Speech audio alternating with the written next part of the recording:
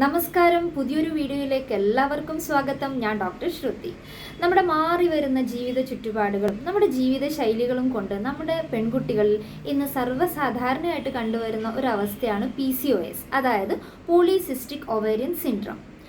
ഈ polycystic ovarian സിൻഡ്രത്തിൽ സാധാരണയായിട്ട് കണ്ടുവരുന്ന രോഗലക്ഷണങ്ങളാണ് ഇന്നത്തെ വീഡിയോയിലൂടെ ഞാനിവിടെ പറയാൻ പോകുന്നത്. നമ്മൾ എത്ര ചികിത്സിച്ചിട്ടും, നമ്മൾ ഓയിലി ഫുഡ് കൺട്രോൾ ചെയ്തിട്ടും, നമ്മൾ പല വിദ്യകൾ പരീക്ഷിച്ചിട്ടും നമുക്ക് മാറാത്ത മുഖക്കുരുക്കൾ, അതായത് നമ്മുടെ താടിയുടെ ഈ ഭാഗത്തും നമ്മുടെ കവിളിലൊക്കെ കണ്ടുവരുന്ന വലിയ മുഖക്കുരുക്കൾ PCOSൻ്റെ ലക്ഷണമായിട്ട് കാണാറുണ്ട്. അതുപോലെ തന്നെ നമ്മൾ ഫുഡിൽ കൺട്രോൾ കൊണ്ടുവന്നിട്ടും, നമ്മൾ എക്സസൈസ് ചെയ്തിട്ടും, അമിതമായ എണ്ണയുടെ ഉപയോഗമൊക്കെ കുറച്ചിട്ടും നമ്മുടെ ശരീരഭാരം നമുക്ക് നിയന്ത്രിക്കാൻ പറ്റുന്നില്ല എന്ന് കാണുകയാണെങ്കിൽ, അതായത് ശരീരഭാരം വർദ്ധിച്ചുകൊണ്ട് വരികയാണെന്ന് തോന്നുകയാണെങ്കിൽ അതും PCOSൻ്റെ ലക്ഷണമായിട്ട് കണ്ടുവരാറുണ്ട്.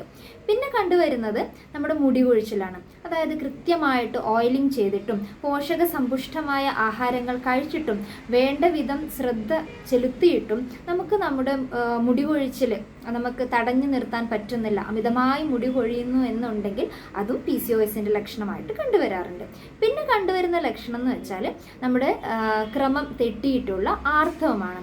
അതായത് ആർത്തവം ഒരു 5 ദിവസം പിന്നോട്ടോ മുന്നോട്ടോ പോകുന്നത് കൊണ്ട് വലിയ കുഴപ്പമില്ല.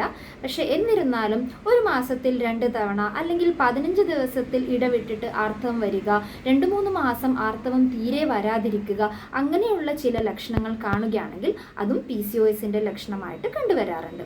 പിന്നെ വരുന്നത് നമ്മുടെ കഴുത്തിൻ്റെ പിൻവശത്തും നമ്മുടെ തോൾ ഭാഗത്തും കണ്ടുവരുന്ന നിറവ്യത്യാസം. അതായത് സ്കിന്നിൻ്റെ നിറം സാധാരണയിൽ ഉള്ളതിനേക്കാളും ഡാർക്കായിട്ട് മാറുക, അങ്ങനെയുള്ള ചർമ്മം ഇരുളുക എന്നുള്ളത് PCOSൻ്റെ ഒരു ലക്ഷണമായിട്ട് കണ്ടുവരാറുണ്ട്.